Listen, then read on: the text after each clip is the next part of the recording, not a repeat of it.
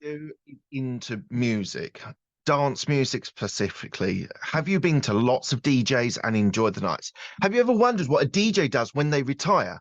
This show today is going to be about Peter Schroeder, who is a former DJ turned entrepreneur from the music industry to Telzio, which is a cloud phone system solution for businesses. This is so fascinating. He talks about him as a DJ and what the music industry and how he was able to create a business there, and then that change into becoming a tech pioneer. This is absolutely fascinating. It's a must watch. Please do watch all of the episode because he goes into so many different areas of business, of his personal journey, his personal experience. So it was great. I had a lot of fun doing this. And here we go.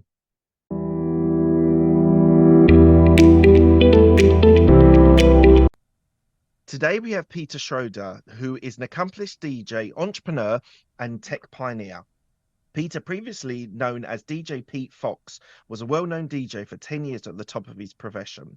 Peter retired as a DJ because music was a form of communication and he wanted to help more people in a different way. Peter founded Telzio in 2013, which is a cloud phone system solution for all size businesses. Peter is originally from Denmark, but is currently based in LA. If you're on YouTube, please consider subscribing to this channel. It really helps the show. And if you can go to my website, which is www.businessgrowthtalks.com. Hello, Peter. How are you today? I am doing wonderful. How are you? I am really good, thank you. Thank you so much for joining me. Now, this is quite an eclectic background. I think you are the first DJ that I've had on my show. I've had podcasters, I've had YouTubers, Uh-huh. but I think this is the first DJ. So I'm really excited to hear about that and also to Uh-huh. hear about Telzio and how you've grown that. So Hmm. really looking forward to it. Thank you for joining. The first question I ask all of my guests is, what does a business mindset mean to you? I think it's really just about having that in the back of your mind. Can this actually be sold? That's really what it boils down to. Can I sell whatever it is that I'm tinkling with here? Because I think most entrepreneurs are not really just doing it for the money. It's because they're really interested in whatever it is that they're working on, what they're building. And a lot of people are that. That can be a hobby. But if you have that, can I actually profit from this? Is there some kind of angle? And always think about that as you grow your business. That's the business mindset to me. Yeah, sales Hmm. absolutely is the most important thing in business. If you don't have Yeah. sales, you don't have a business, you have a hobby. Yeah, exactly. If you really are just to sum it down, I think that's what it is. Yeah. Yeah, absolutely. Look, tell me one thing about your upbringing which reflects on who you are today. I think my parents being musicians and my mother being an engineer at the same time, and also my grandfather being a telephone technician. I think those things are just, I was Right. around technology and music my whole childhood, and that's who I am today. And how did your mother balance being an engineer and being a musician? Was the musician part more of a part-time thing? Or like, how did she balance both of them? No, she had an old school father. My grandfather told her, "You need to go get a real job." She was actually, when she was 16, she was invited to play the lead pianist at the local symphony orchestra where she grew Wow. up. Literally, like something people wait years, like their whole life, for Yeah. getting that job. It's a paid job. But he was like, "No, you need to go get a real education." So she left that, and she was obviously still good at playing the piano, but yeah, she never pursued it. Oh, so that's Yeah, quite sad that she wasn't, it in a way, is. she wasn't Yeah. allowed to be able to express her passion. Yeah, and I think that's why she was so supportive of everything I did as a kid. She was just a really good supporter. She tried to set boundaries in terms of not letting things get out of hand, but at the same time, really good at supporting me. Yeah, it's amazing. It's amazing. And I think one of the things that so I was, my listeners will know this, but you may not. I was in corporate for 13 years and left about 4 years ago now, and I was doing the podcast anyway, but started businesses. And I was having this conversation with my wife a couple of days ago. The freedom that I have as a business owner Hmm. is hugely different to having to clock in at 9 till 5. And in my job in a corporate, I was actually doing 8 till 8. So Yeah. I had no time available for the kids, for my wife, for other passions that I have. And I really feel that entrepreneurship is not for everyone, and I No. respect people that like the security of employment, and Yep. I would never criticize anyone for that choice. I just think that for me, it's been a very freeing experience, and being available more for my kids and being flexible with my timings. That's one of the reasons that I Yeah. absolutely love entrepreneurship. Is it the same for you? Have you like, Oh, because you've always yeah. been expressive in being a DJ as well, but how do you deal with the freedom side? No, there's no doubt that is the main thing. I forget who it was that said entrepreneurs are the only one who's willing to work 80 hours a week to avoid working 40 hours a week, and it's so accurate what you're saying. The freedom is in the back of your head. It's the stuff that you, just the ability to run down or run an errand, even though you don't because you're working all the time. But Yeah. it is that freedom. And I think if you were to really make it black and white and make it a little extreme, that is what prison is all about taking away. So I think there's definitely something to that. Mm. And I love the fact that there's a place that we've got about 5 minute drive, 10 minute drive. And I go and do the errands, and I just go and pick a few bits up and things like that. And there's a coffee shop there. And I went in there a couple of days ago, and I was like, God, you're here every day. Oh, I only do weekdays because I don't want to work at the weekends because it is chaos. It is so busy, and there's so many people wanting coffee that are doing their shopping and doing their bits, their errands. I was like, Yeah. God, that is so nice that I Yeah. walk in 9 o'clock when they open, and it's nice and calm. I don't have the children and the families running around. It really is. It's been a great, enjoyable experience, and I don't think I could go back to doing corporate stuff these days. No. I think my mom always used to say to me when I was a kid, don't think any less of the guy that works in a factory who sits there and Mm. all day doing the same repetitive motion. There's some bliss in that. Like that's for someone. Like Yeah, there's people that actually enjoy that. When they're off work, they're off. They're not thinking yeah, about work. And yeah, that's definitely for someone. It's not for me at all. I yeah, couldn't do that. But I have the exact opposite. Like you. Like but yeah, yeah, there's people are different, and you gotta always remember that in all yeah. parts of life, really. And you got to embrace people for what they Hmm. want and what their aspirations are. Let's get Yeah. into your DJing. So you Hmm. had an influential mother who was into music, Hmm. but when did you start getting into DJing and thinking that you might be able to have some sort of career in this? Oh, third grade, I think. I saw a mobile discotheque thing at a school party, Right. some school ball or something like that, and I was like, "That is so cool! How that guy can play music and people just go crazy just by putting some records on. Mm. People are having a great time because of what he's doing up there."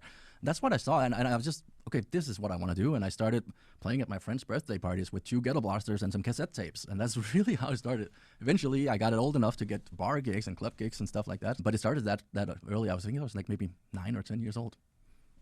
And were your musical influences from present at the time, or was it inspired by music? Were you using samples from older music? Early on, it was really just whatever I had available. Eventually, yeah, it was like the newest things. Denmark, then electronic music was a big thing in the Right. 90s, still is, but that was definitely the biggest influence back then. And also when I started actually making music, I found out, hey, I have a computer and I can actually produce stuff and it Yeah. would sound somewhat, or I thought it would sound somewhat what you would buy.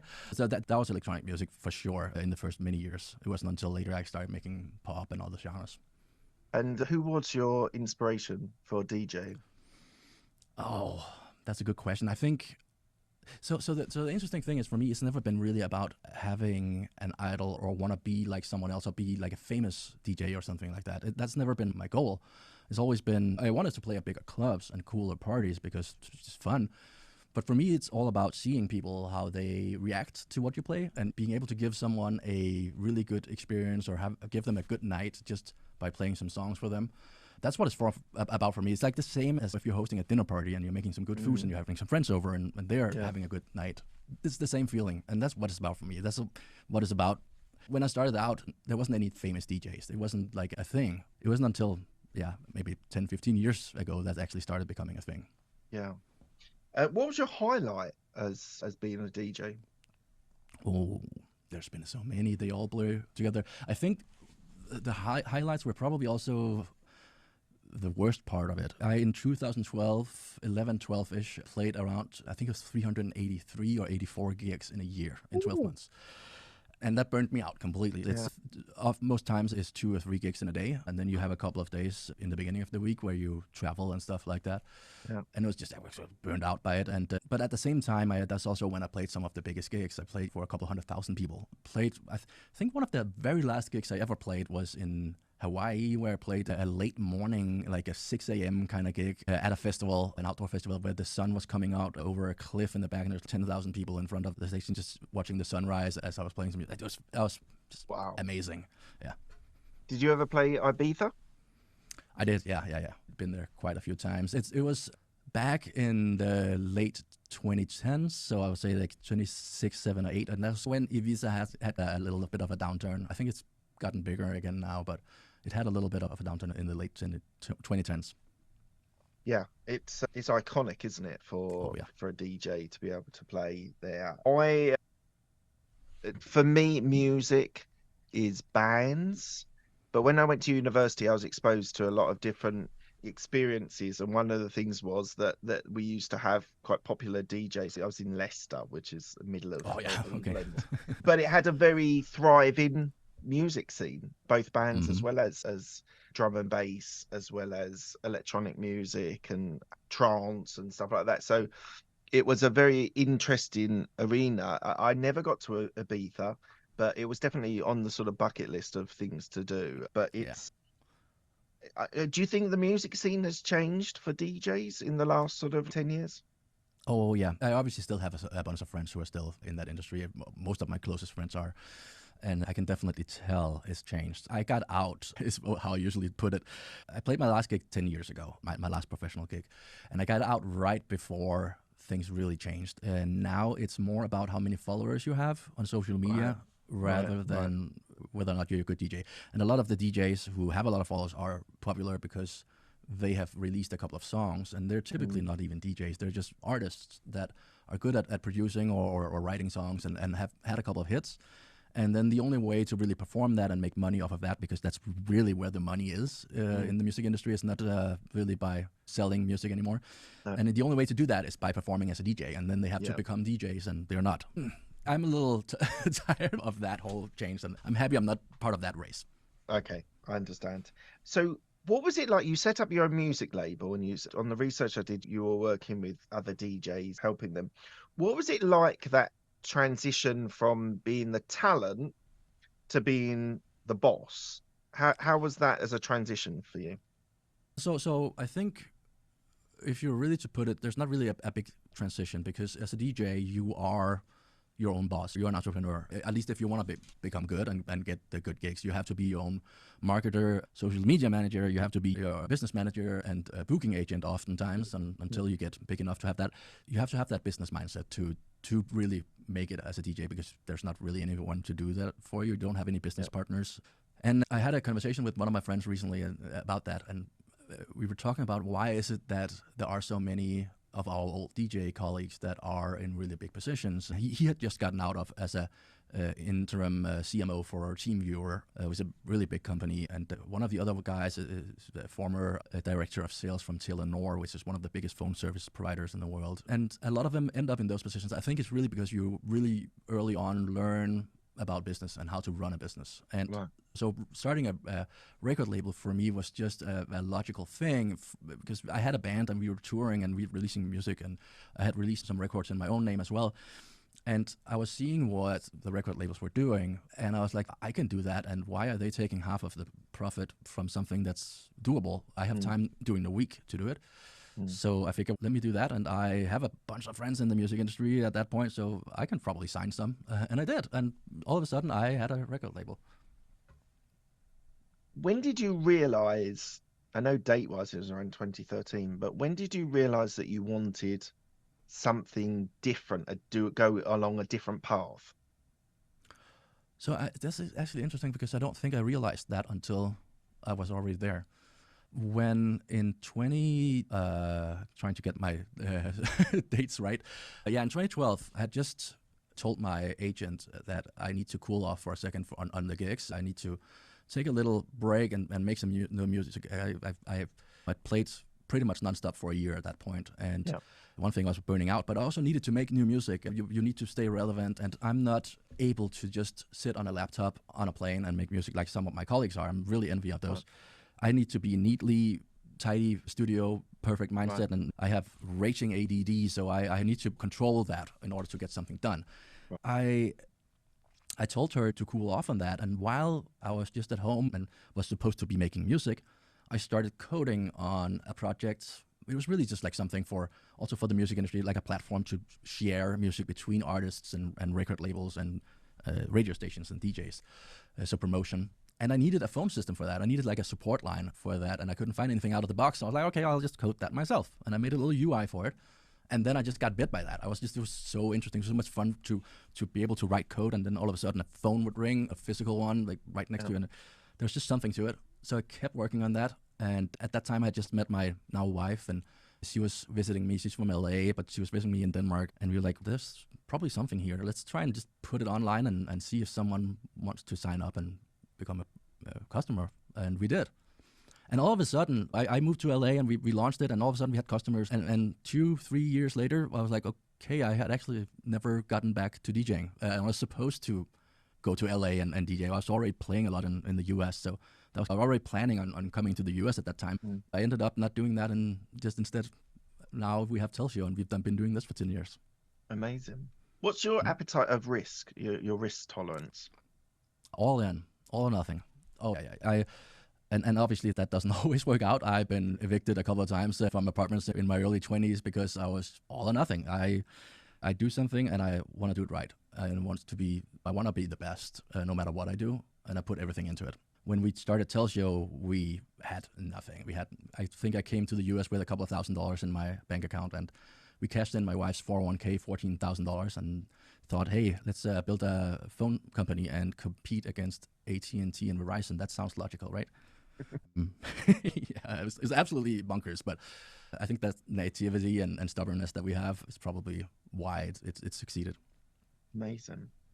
Now, something that I was looking at when I was doing my research on you was that you'd survived a plane crash. Before we go into more details about Telzio, so what's the story? Where were you? How? It sounds very dramatic. Tell me the story.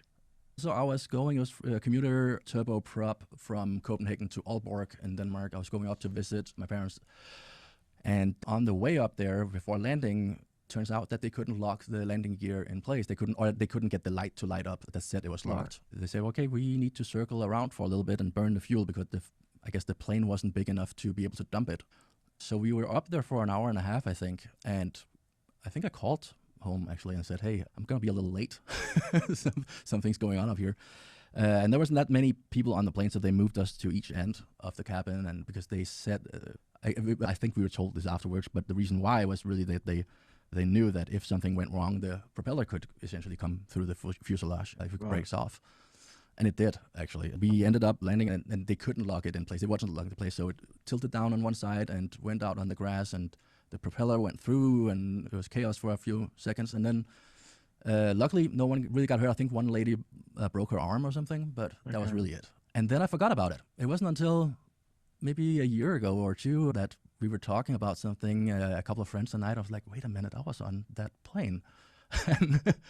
And so I should probably talk to some professional about that, because there's I was going to say, were you traumatized? I'm not going to be your therapist, but were you traumatized by it? I don't think so, but maybe, I don't know.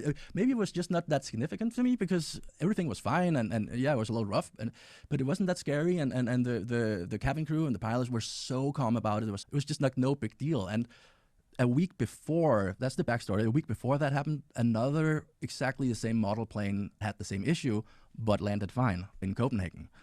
So we were just like, okay, yeah, that's just an issue they have with that model. We're going to be fine. So there wasn't really any, as we were waiting, we weren't panicked or anything like that. It was just like, okay, let's just wait until, and then we'll land and we'll be a little late. And then afterwards, I don't know, they were just very professional and about everything. So I really never thought that much of it. And what airline were you on? On what, sorry? What airline? What company were you on? That was Scandinavian Airlines, SAS. Okay. Yeah, and there's actually a video on YouTube from the crash, because they had time to get press out there. It was, yeah. Okay, thank you for sharing that. So we've gone through why you started Telzio, and we know what it does.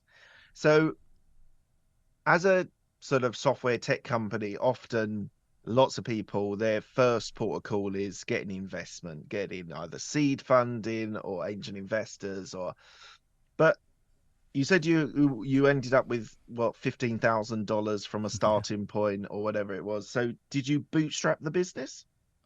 Yeah, we thought that getting VC money from Silicon Valley is how you do it. Thus, coming into this is what you hear, right? This is what Yeah, everyone tells you. That's yeah. the only thing you hear about, and that's what we thought we had to do. Luckily for us, we couldn't get those investments. Again, it was who thinks you can go into a highly regulated market and compete against some of the biggest companies on earth with billions of dollars in marketing and do that. And oh, on top of it, you're a boyfriend girlfriend couple.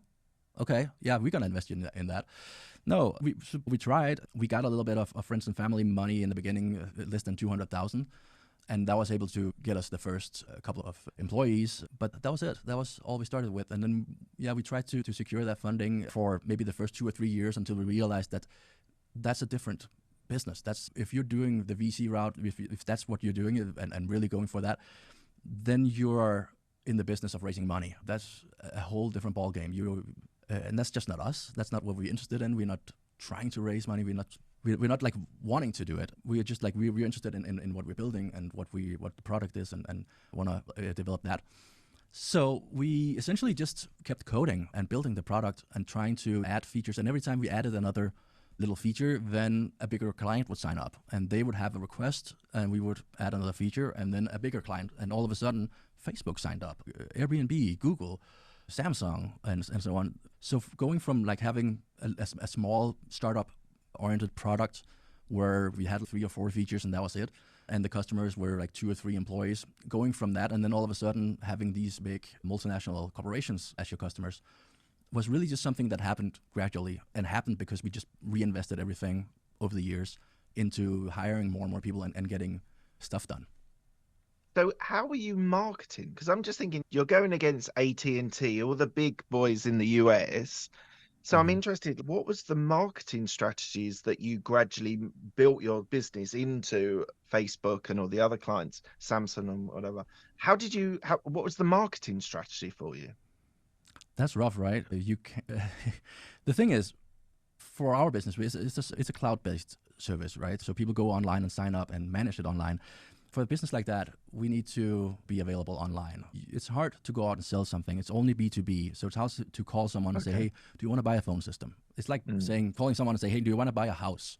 You need to be there when they're looking for it. And Mm. the main place where people look is obviously Google and reviews and these kind of things. And to buy ads on those keywords is extremely expensive. Mm. It's $500-$600 per click. Mm. And the thing is, the math does add up because a customer typically stays for a long time, and the monthly, depending on the size of the business, the monthly MRR in the recurring revenue is pretty high, and the margins are good. So the math does add up, but you have to have a huge upfront investment to do that, many millions. So we had to be really smart about it. We had to figure out, okay, then what can we do? And for us, it was really just about let's get good at SEO. Let's make sure that we get those placements for free. So we spent 10 years doing SEO Oh. and really getting good at it, down to not just the content, but the whole technical aspects and everything around SEO.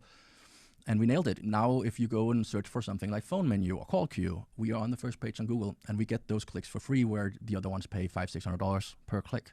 And that's really how we did it. We never ever paid a dollar for advertising in our company. Wow. It's always been about SEO and then a little bit of PR here and there and stuff, but it's not been anything significant. We have tried things and experimented, but the thing that really has paid off and still keeps paying off for us is just SEO and of course word of mouth, happy customers.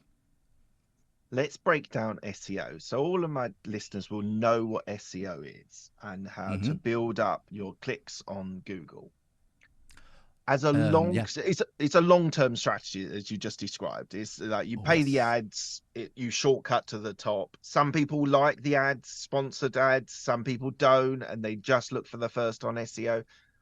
How did you, as with your mind and the way that you approach things, how did you build up that you're now at the top of the list for SEO? Yeah. So like you say, it is a long-term strategy. It's not something that just happens from one day to another.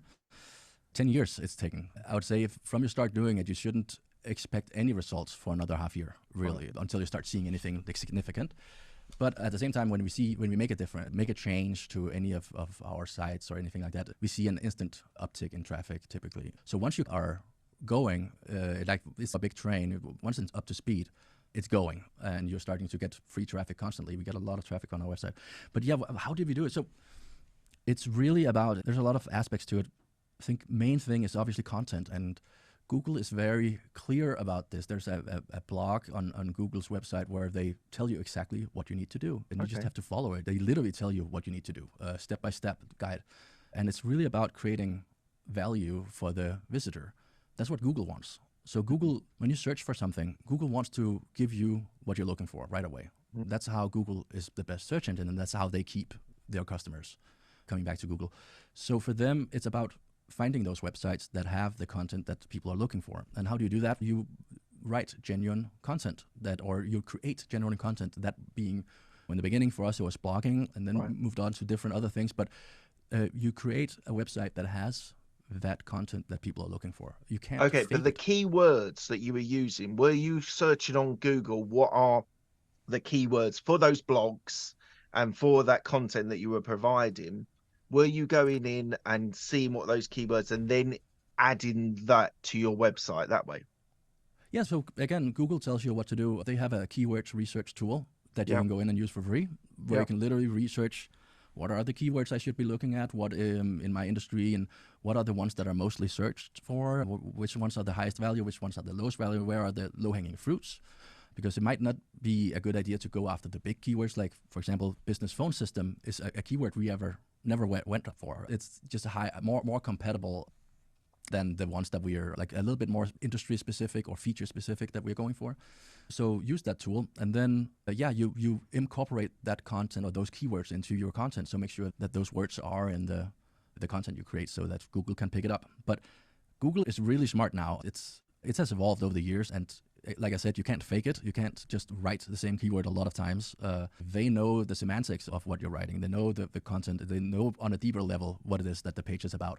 So it's not as much about just hammering in the same keyword over and over as it was in the beginning, or 10 years, 15 years, 20 years ago.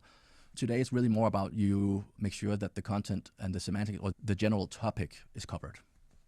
And so for people that are listening that are looking to do this, is it better to release 50 blogs on one day, or is it better to release a blog every day for 50 days? You need to be consistent. So every day for 50 days is definitely better, but you also need to keep it up to date. So if you release blog posts and you just leave them there, eventually they'll go stale. People want fresh content. So you need to go back and revisit your old content and update it, and make sure that you tell Google that it's been updated. There's technical ways of doing that. And keep your page up to date. So we do that regularly. We go back and revisit old blog posts from 2015 or 16. And during COVID, that was actually what saved us, because we had a blog post that we'd written in 2016 that was, I think the title was something like How to Set Up a Hotline. And there were a lot of hotlines. That one was the number one on Google when you search for how to set up a hotline. There were so many hotlines being set up for COVID. Schools, cities, and all kinds of hospitals, like all wanted hotlines for people to call. And we just had a blog post that told you how to do it. And of course, that blog post was on our website. And at the end, we say, hey, we can help you do it. But that way, it was crazy. From one day to another, we just, we had to hire 20 more people just to keep up. Amazing. That's incredible. What's your USP? That's a good question. That's what I'm here for. I've never thought about it. Is it business focused? Is it, are you looking, like you said, you've got the bigger clients, but do you still look for medium-sized businesses as well? Is it like, what's the attraction? I get the SEO and I get that people come and then they find you and they say, oh, actually, that would really help my business. And the thing that I love about Google ads versus Facebook ads is people are intentional that they are looking for something on Google, where on Facebook ads, yes, they're much cheaper, but you scroll, scroll, scroll, and sometimes you never see the ad. So that's Yeah. one reason why I love Google ads much more than Facebook ads. But there's got to be something that you position yourself in the market. We obviously we have our ideal customer, and we have a target that we generate our content around and target towards, and the small businesses, 50 to 200 employees size. That's a target. But the interesting thing about our product is it scales really well. We have, I think this is also like the Dane in me, the solidarity part that keeps coming back up. For me, it's never been about trying to sell hard and make as much profit as possible. It's about creating a good product that people really enjoy using, and that brings benefit to customers. And the reason why I started the whole thing in the beginning was because I couldn't find anything that I could afford or was easy to set up. Yeah. For me, it's not about that. It's about creating a good product, and that reflects in our pricing model. We have always done it different. We are the only one in the industry actually doing this, where we charge you for the usage only. So go sign up and you get all the features for free from day one. You can use everything that Facebook uses. You get all of that. There's no like enterprise plan or anything like that. Yeah. You get everything. And then you just pay per minute or per text or whatever you use. And of course, as you scale, the more you buy, we have a little bit of discount for that, but we try not to make too much. We try to really democratize this product, so everyone can be. For that reason, we have still customers with startups with 2 employees, and we have some with 5,000. And they use the same product and the same features, all of them. So I can't say there's any... So you can grow with, they can grow with your services. Exactly, yeah. And there's no like fee per user. I use the analogy with utilities. You don't pay for lights or water per user. You pay for what you actually use. So why would you do that with your phone system? It's just you didn't used to do that back in the days. You remember when you just paid per minute? It's a lot cheaper to pay per minute, by the way. But it's a good way to get people to pay for more than what they need. Is these all-in bundles? Yeah. And we're trying to not do that. So for that reason, there's no specific customer that we have. We have, of course, targets. We know what kind of customer is ideal for us. We know that we're going to spend the same amount of support on a customer with 2 employees as we do with one with 2,000 employees. It takes the same amount of man hours to have that kind of customer. So obviously there are certain customers that are better and more profitable for us, and those are the ones that we target our content towards and make sure that we're available or we pop up when they're searching for us. Okay, thank you. How did you get from small medium enterprises to Facebook to Samsung to that level? What converted those sales that meant that you could work with the biggest corporations in the country, in the world? For all of them, they actually just signed up, and we were like, oh, that's cool. And then when we saw that pop up, they just signed up. And it's typically a smaller division within those companies that need it for a project or something like that. But then we have a foot in, and we are able to go to them and say, hey, you really liked the service, huh? Didn't you? And they were like, yeah, we did. That was really cool, very easy to use. Can you get us in touch with your IT team or whoever is in charge for your corporate phone service? And they're always happy to do that because they really liked what they already had. So why wouldn't they spread that within their organization? So we're able to set up meetings with them and demo it. And sometimes it worked and sometimes it didn't. But we have some of the big ones that have been with us for 5, 6, 7 years now. And we have Citibank and Netflix, and those ones keep coming back for certain. I think Netflix is not a corporate phone service with us, but they keep coming back to use us as for campaigns for different shows that they're releasing. And there's different ways that they need phone service for those things. So something which is a reoccurring conversation on this show is about sales. Now, sales is the lifeblood of any business. You need to convert leads. And we've talked a little bit about your marketing strategies using SEO and various things. Did you employ salespeople straight away? Was that part of the development of Telzio? Like how have you developed your sales strategy? I wish I had. Let me say it like that. This is one of the main things I've learned, that when I start my next startup, which I will eventually one day, gonna have a co-founder who's the sales guy. And it's something we didn't have and we weren't focused about. Like I said earlier, it's been about product, it's been about customer experience all the way. And it's probably also why we're taking the long road. We could probably have grown faster if we had been focused on sales in the beginning. But I think we also wouldn't have had the same product. We haven't had the opportunity to create what we have today. But yeah, it's definitely something that I wish I had done. I think the first salesperson, full-time salesperson, joined us 2 or 3 years in. She's still with us today, by the way. Great. And yeah, it was something that and actually up until a year or two ago that we haven't really focused much on. Now we have a full-on department for sales with lots of sales reps, but still only doing inbound sales, meaning that we still just answer the phone when people call us. We're not trying to do any cold calling or anything Cold like calling? that. You don't do anything like that? None. It's all word of mouth and yeah, SEO. So when people find our website, and of course when they sign up for trial, we'll reach out to them and make sure that they're off to a good start and that we get what they need. But yeah, we don't do any of the other ones. We are lucky that we have a crazy conversion rate, over I think 50 or 60% of the ones that sign up for trial.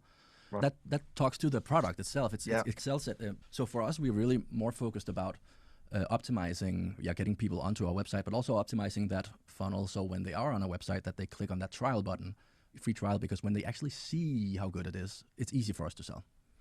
Amazing. So you mentioned about people that you've had for a number of years. How have you managed to keep talent, whether it's on the coding side or the operations or sales and marketing? How have you been able to keep your really valuable employees? I think it's really about giving people a place they're happy to work at. And it sounds simple, right? But it's, for me, I always had this philosophy of this thing in the back of my mind that I want to make this the place where they look back later in their lives and they said, I really liked working at that place. That was a good place to work. I have that myself when I worked at Denmark's Radio, big media corporation in Denmark. Then that was a great place to work, and for so many different reasons. But I want my employees to have that experience and look back and say, this was where I really enjoyed being, and that stand out. And we actually only have, I think today, we only have had one employee leave us for another job. And that was really because he wanted to move back to Milwaukee and be with his girlfriend. And back then we didn't do remote work. Now we are actually only 4 people back in Los Angeles, and everyone else is remote. Like the whole team is all over the world now. But back then we were like trying to keep our culture and startup, and we didn't know how to work with the remote workers and all that stuff. That's something that we learned. But yeah, it's really, for me, it's about giving them that. And there's many ways you can do that. Of course, we're trying to hire really talented people and pay top of market, making sure that there's no payment reason or like salary reason why people would leave us. That's one thing that you can do. But at the same time, you just want to hire people that are autonomous. I hate managing, for example. Like there's nothing worse for me than to tell people what to do, and then even worse is follow up on it. So I need to hire people that either can pick things out of my brain, which some of them can for some reason, and or at least are so engaged and really want to build whatever they're building or do whatever they're doing, that they're pretty much just self-running and self-sustaining, and we just have daily meetings to, of course, make sure that everyone's aligned. But for me, it's about finding those people, and when you give people that freedom to also just go run with it and do whatever they want, they grow and they enjoy themselves. They get much better at their work. So are those employees, would you say that they are entrepreneurial like you, or are they more employees that want to have the security of a job? Some of them are entrepreneurial, and those are the ones that are in charge of different departments, the ones that really have that mindset. And then there's others that don't, and really just do a really good job at what they're good at or what their position is. But they still are so excited about doing that and so excited about working with what they're working with that it's almost the same. They don't necessarily need to be entrepreneurial and want to build a business, but they still have that urge to work with whatever they're in their field, that it's a hobby to them, so they can't stop doing it. Who looks after the finances? Is it you or your girlfriend? My wife. Yeah, we've got my wife. Okay, I didn't want to assume. We got married eventually, but no. That's her and our operations manager. I am absolutely not good with that kind of stuff. They're running the business. I'm, running the technology and the creative parts, the brands, and all those kind of things. But that's not me. Do you have an exit plan? Do you have where you would actually step away from the business? You have to have one when you take in investors, whether that's big money or it's your friends and family. So yeah, there's always been a plan. There's always been a goal, even though it changes over time. I would say right now we are creating an actual plan because we are eventually going to take in real VC money. We are at the point where now we have validated the product and we have an actual business. It's not just a startup.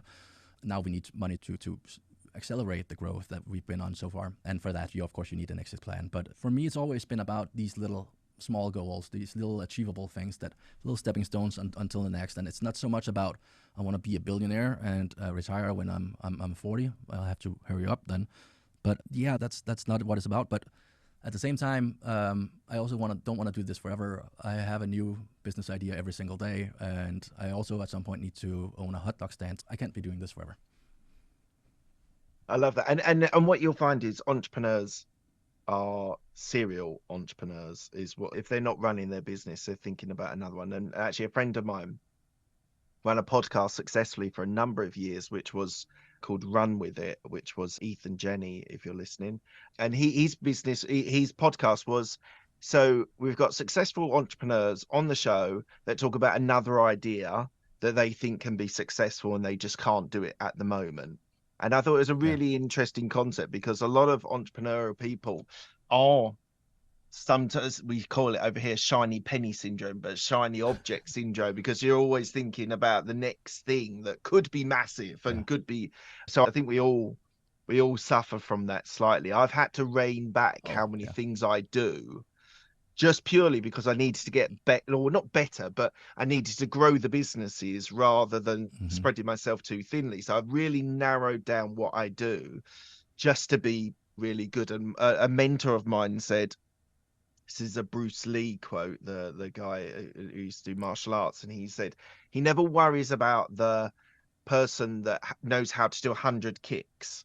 He's more worried about the person that has practiced 100 times one kick.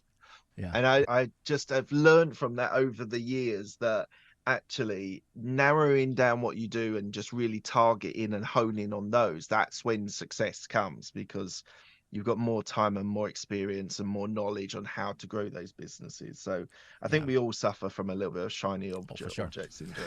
Definitely.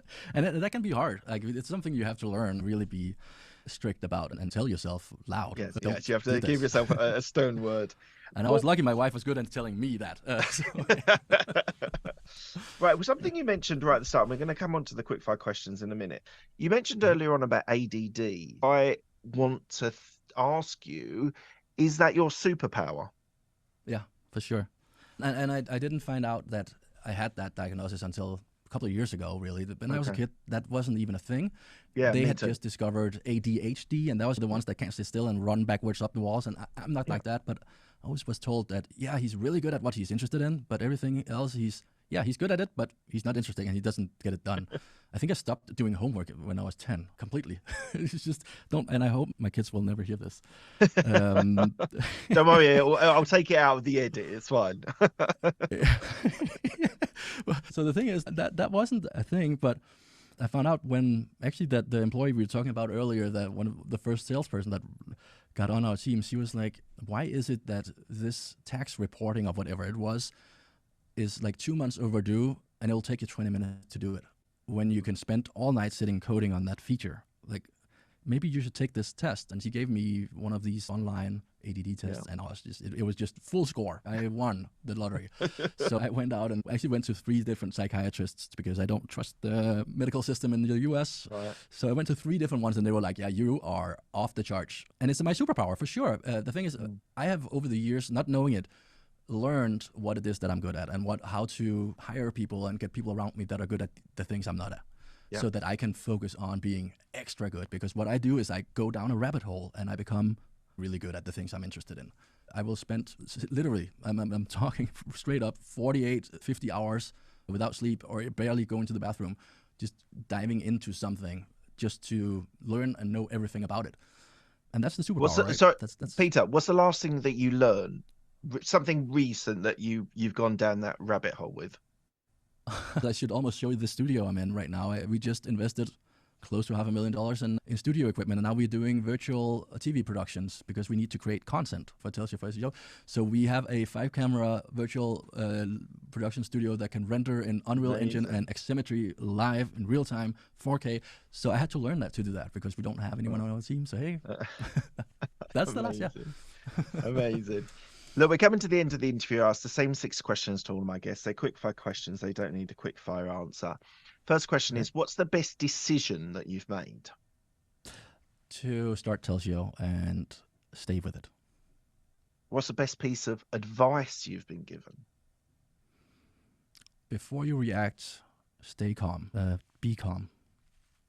Yeah, control your emotions. It's Exactly. Just whatever it is, like, just breathe and wait. Don't reply right away or whatever it is that you're doing. Be calm. yeah, it's a really good piece of advice that I think some entrepreneurs don't like. Being able to manage your emotions when, especially in stressful situations, Yeah. is a real skill in Exactly. itself. I would 100% agree with that. Mhm. Who's helped you most in your career? Oh, my wife. I don't even know why I'm thinking about that. For sure. Yeah, she is. She's a badass. And she met you as a DJ, did she? Yeah, she met me when, yeah, right at the end of my career, and when she found out, oh, he also codes. That's when she locked it in, I think. But yeah, And just on that, on the coding, so did you do that as a kid as well? Was that something yeah, that was part of your upbringing? yeah. I started when I was 6, and I actually launched my first website when I was 14, which grew, and I sold as a real company when I was 18. Been Oh, coding my whole life. Yeah, that's amazing. Tell me about a regret that you have. I don't regret a lot. Honestly, I have to think hard about this because I try to only do what I'm interested in and what makes me happy, and I don't have a lot of regrets. Everything that I've done, even like I said earlier, I've been kicked out of apartments, and it's not like shit doesn't happen to me, but everything at some point leads to where I am today, and I'm happy for that. Is there someone that you've spoken to that badly that you wish you hadn't, or something like that? That I wish I hadn't spoken to. Not spoken That to, but mm, spoken to potentially badly, or oh, I yeah. I mean, there's always things I regret that I had a falling out with a. I wouldn't even call it falling out. It wasn't really, but an artist I worked with for a long time was a really close friend of mine, and we lost touch after I moved to LA. I saw him recently for the first time in 10 years, where he has now become a director and had his first movie released and was a oh, premiere in amazing. Hollywood. So he invited me. He actually called me after 10 years, and I was really happy about that. So I regret that. That's actually a, yeah, thank you for that, All leading me right, on that one. no, it's fine. Yeah. What are you most proud of? I would say my kids. I've had twin babies Oh, 20 amazing. months ago, and it's just like 23 I'm just months ago, 20 months ago, yeah. 20 So months they're ago. pretty young still, Woo-hoo! and they're just That's starting to busy. talk, and I'm yeah, exactly, and I'm just so proud of them. My wife speaks Chinese to them, I speak Danish to them, and they hear English. They speak 3 languages already, and like the words Wow, they know, and they will translate between us. So I'm proud of that for sure. amazing. Yeah, What does legacy mean to you? it's about just people thinking that I'm happy I met that person. That's really for me is important. That they, when they think of you, that they're happy that they met me. For example, that's to me a legacy. Yeah, I think that's what we all hope for more Hmm. than anything. And that's all of our questions, but I've actually got something else which I want to ask before we finish. Huh? Your move from Denmark to LA as a cultural move, that's quite an extreme one with Denmark and their culture and their society and how they live their lives versus the American dream. How was the move when you moved over to LA? I would say it wasn't that dramatic because we were just busy. We had just launched that company and we're just like all focused on that. I would say the culture is not extremely different. There's obviously a big in certain ways in the US, but Los Angeles is not that big, that different from Okay. Denmark. It's a somewhat liberal mindset that people have here. And at the same time, I'm like, I get bummed out when I see homeless people everywhere. I know the solidarity that just doesn't exist here. That's, I think, the biggest difference for me. And I don't like that. But on the other hand, there's good weather. We definitely don't have that in Denmark. For me, it's never been a thing about like a goal to move here. I'm just here because my wife grew up here, and this is a bigger market, a bigger chance for us to grow this business. But eventually, we will probably move to Denmark. We already have a Oh, vacation really? home we try to go to. Yeah. Oh, amazing. And lastly, where can people find you? You've got to give your website as it's such an SEO magnet, but where would, if you want people to find you or ask questions, where can they find you? So me personally, peterschroeder.com. There's links to all my social media, my email address, everything's there. peterschroeder.com. And then Telzio, Telz as in zebra, IO.com is our website for our business. And please go sign up for that trial. Absolutely. I hope you get some leads from this conversation. Look, Peter, thank you so much for your time. It's been an absolute pleasure. I've really enjoyed hearing your story and what you're doing with Telzio, and I hope it keeps on growing. Thank you so much for having me. This was enjoyable. I really enjoyed this one. That's good. Good. Excellent.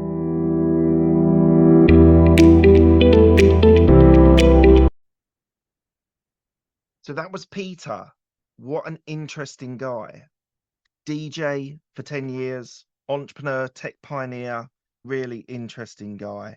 Very almost like humble beginnings, it feels like, in Denmark with what he did, and be able to extend that into his businesses, starting a music label, very entrepreneurial from quite an early age.